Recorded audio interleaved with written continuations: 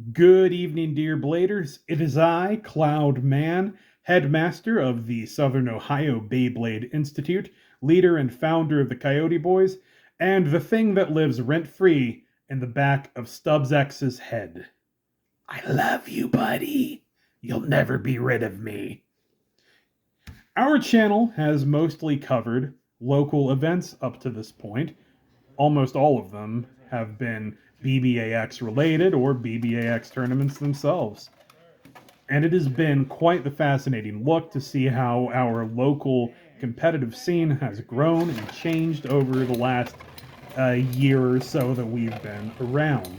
Needless to say, we don't have that much actual educational content on this channel, except maybe in the shorts, which, honestly, considering what's in the shorts, it kind of stretches the definition of educational content. We aren't going to be on PBS anytime soon, kids. But that being said, there are plenty of channels out there that do educational Beyblade content quite well. Launch tutorials and combo theory and stuff like that. Nizama Blader has been a major player in that field for a long time. Left Spin Bays, Hobby Talk Haru Ren, all favorites of mine, Alomela, and of course, Luca Channel, which I love watching Luca Channel. His videos are beautiful. I highly recommend that. And of course, we have my second in command over on TikTok, Vzlociraptor, and good friends like StubbsX. I love you. And of course, new friends like SirSkudii. And there are even other organizations doing stuff like we're doing now, like the Maryland Beyblade League, which is awesome. I want to see more of that. I need to see more scenes popping up. And with this wealth of educational content, what need is there for the channel that is supposed to be a Beyblade Institute to put any up of its own? Well, almost none. But we're going to do it anyway. Because you see, now a special occasion has arisen. We have hit 100 subscribers, and that number is growing daily. So this is the perfect opportunity to put out a video that takes a little more elbow grease, as my parents would call it. Thank you all for being a part of this channel so far, watching, commenting, liking. I'm looking at you, Galactic Bays. You're in every comment section, I think. I don't think there's a single video you've missed. So today, let's talk about a subject that's near and dear to my heart. Deck building! Welcome to the 100 sub special. Woo! Yeah! All right, class, sit down, shut up, and get ready to learn. We're going to start with the most basics of basics here. You've got 4 types: attack, defense, stamina, and balance. We all know the triangle. Attack beats stamina, beats defense, beats attack, and it goes around and around infinitely. And balance is in the middle because it can be effective against any or all of them. If only it were that simple. Takara Tomy and its infinite wisdom has given us new parts every month for the last 2+ years that Beyblade X has been out, and I've had a blast collecting, by the way. So the landscape changes about every 3 months, because a certain amount of parts will build up, people's strategies will change, and before you know it, you have to deal with a whole new set of problems on the tournament floor. Clock Mirage just came out. Yeah, it seems like it's going to be pretty weak, to be honest, but you never know. Someone's going to figure out something great for it, and then everyone's going to be doing it, thus changing the landscape. Because once everybody starts doing that, another bunch of everybody's are going to start doing something to counter that. People will start looking for something to go against that. And so the cycle continues as more parts come out, etc., and so on. So there is a lot to consider in Beyblade X, absolutely. I play music live. That's my job. I take my bass out every week. That's my tool. I'm not going to go out with a mandolin because that's not my skill set. That's not the tool for the job I do. I am a bass player, so I need to bring that tool. So take into account what people are using, why they're using it, and figure out ways around it. Another thing to take into account is weight. You may see two drawn swords and say, the one on the left surely must be heavier. It has a metal coat. But I beg to differ.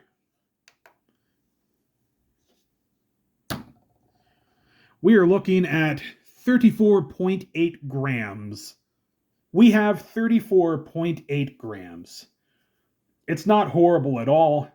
Definitely great against some BX stuff, but it's not really heavy enough to really push against things like the wizard rods of the world.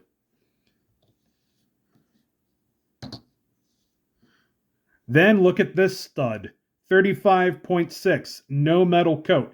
This is my heaviest drawn sword. I love this thing. It's fantastic. I love this thing more because it's blue and pretty, and I like blue and pretty things. Blue and yellow is my favorite color.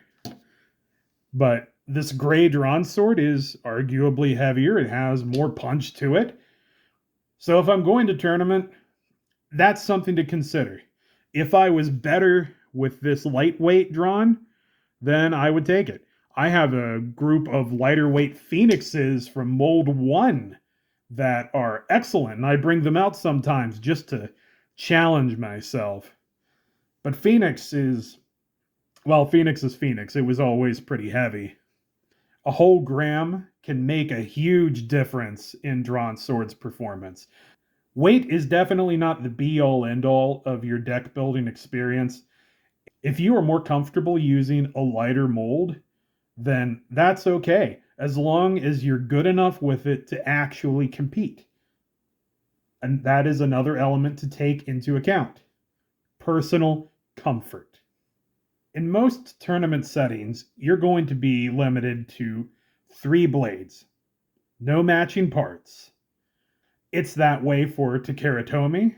It's that way for Hasbro. It's that way for WBO. It's the standard. Like, the standard deck is 3 Beyblades, no matching parts. But BBAX has included a 4th blade, a sideboard, which you can access after the first set. That changes the game completely. But since most people will be going in with a strict 3-blade format, I'm going to start with that. The first type of deck, which is the type of deck that I start with when I'm building, is the all-rounder. You have an attack, a defense, and a stamina type, which, if you build it right, can help you respond to most situations. There's no way you can respond to every situation in Beyblade. Sometimes you're just going to be outmatched by a combo, and you have to be good enough on your feet to try and beat it in different ways in the moment. That happens. Sometimes you're just beat, and that's okay. This is a game. Remember, this is a game. So the all-rounder is a good start for any deck building experience. I take them into tournaments all the time myself. And if I don't take in specifically an all-rounder setup, I will modify it later on into another formation. Some other such formations would include a heavy attack formation, or perhaps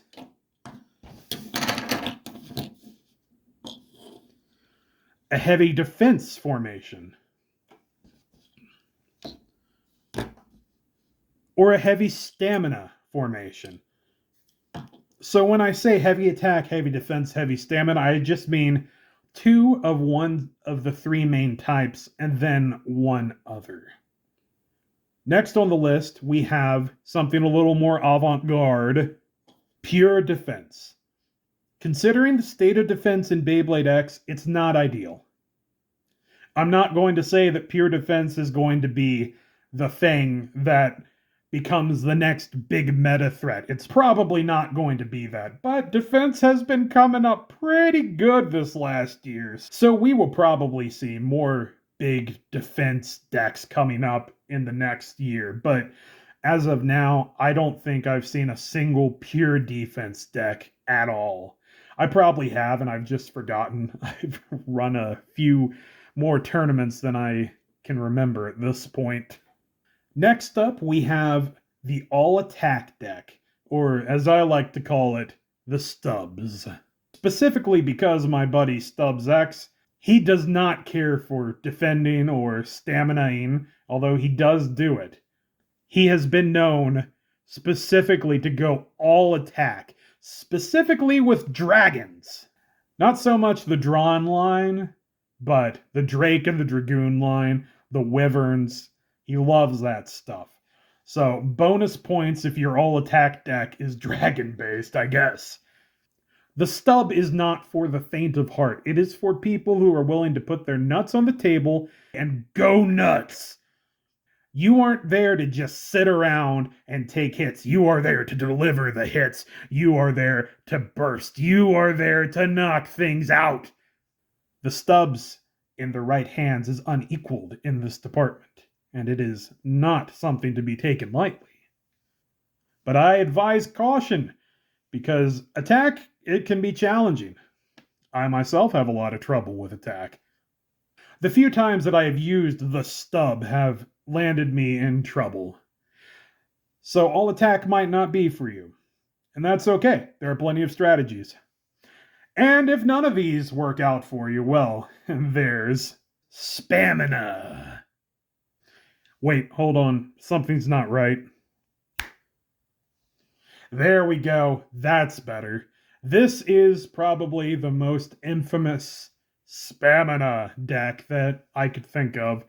Silver Wolf, Wizard Rod, and Cobalt Dragoon on left spin, 560 elevate. For a time, this was terrifying to go up against. The Wolf and the Rod on their own are incredibly strong. But the Dragoon, which could equalize and more or less spin steel, it added a whole new level of terror. And the only way to truly counter this type of deck is with heavy attack. And not necessarily the build heavy attack, but I mean in how you use your Beyblades. Because how you use your Beyblades changes a lot of how your build functions. It's not just types that we're working with.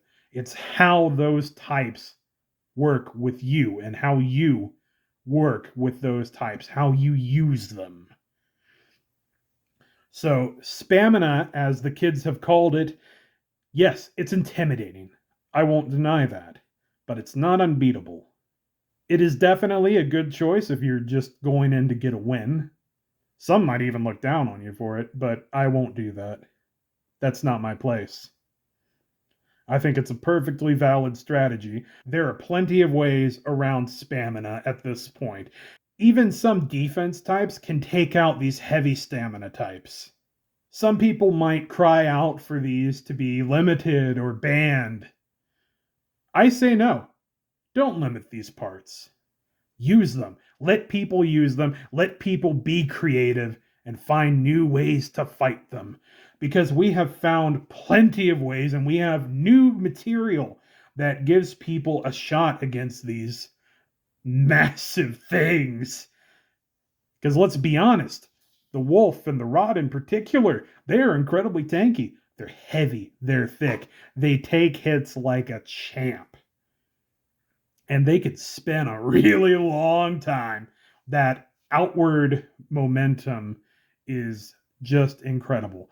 But now we have things like Shark Scale running around. And Shark Scale, in its beautiful low essence, can get right in there and give these things a bad day. So if you go up against a Spamina deck, don't be afraid of it. Face it head on. So, with all of that preparation for a 3-blade deck, surely there is not an innovation that could bring a whole new life to the game. Oh, what's this? It's a sideboard! Straight from the labs of BBAX. We have our first 4-blade deck. Well, it's a 3-blade deck and a sideboard, but you get what I'm saying.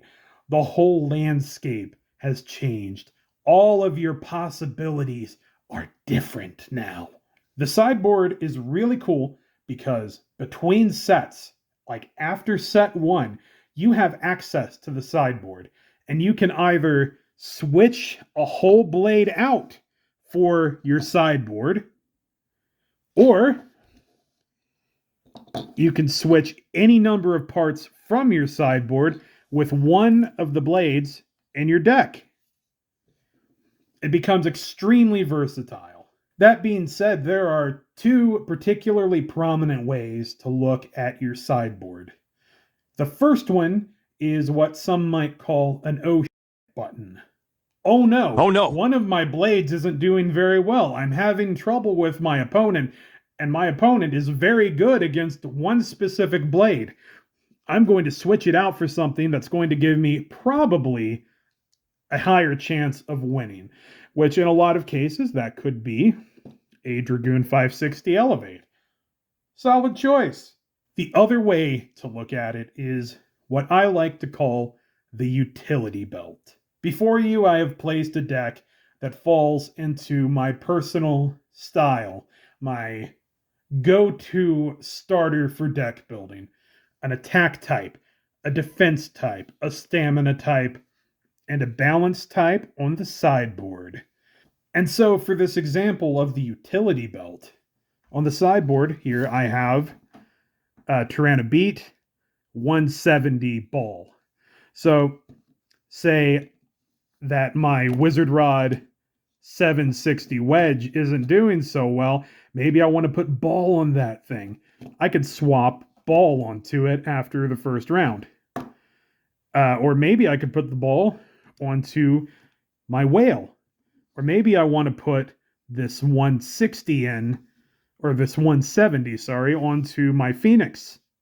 Or maybe I could swap out part of whale and put in the Tyranno Beat on top of Whale's 960 Hexa. All valid strategies. So you have options with the utility belt. You could take your deck in all sorts of different directions. Now, when you put the ideas of the utility belt and the oh shit button together, your deck suddenly is not only extremely versatile, but it also has a quick change of pace that could easily throw your opponent off of their game. Tyranno Beat is a very old friend of mine. We've been around the block a few times. It's helped me out quite a bit over the last year and a half-ish. And switching any of these out for that Tyranno Beat combo, it could change everything. And the strategy becomes even more dense if you go to game 3, set 3. So after set 1, you have the sideboarding phase. All right, say you lose set 1, you do the sideboarding phase, and you swap out whale for Tyranno Beat. You just use the old button. All right, sick, epic move. You've changed the layout of your deck. You're able to turn it around.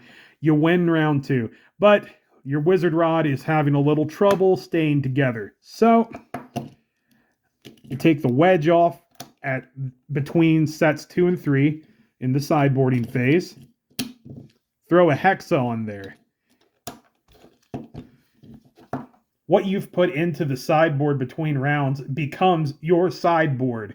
Your deck is not just a deck. It is a Beyblade in itself. This machine before you that I have placed down, it is a giant balance type Beyblade. And I think that's just super cool. It can change the tide in your favor, against your favor. It's all up to you in the end. How you play is going to change how your blades work for you. So make sure that you bring the right tools and the right mindset for the job at hand. Don't be intimidated when you see a deck with a Wizard Rod, a Wolf, and a Dragoon staring you down. Those things are not unconquerable. Use the tools at hand to take it down. My school does not raise wimps. It raises powerful, strong bladers. Remember, at the end of the day, Beyblade is fun. So have some fun. Class dismissed.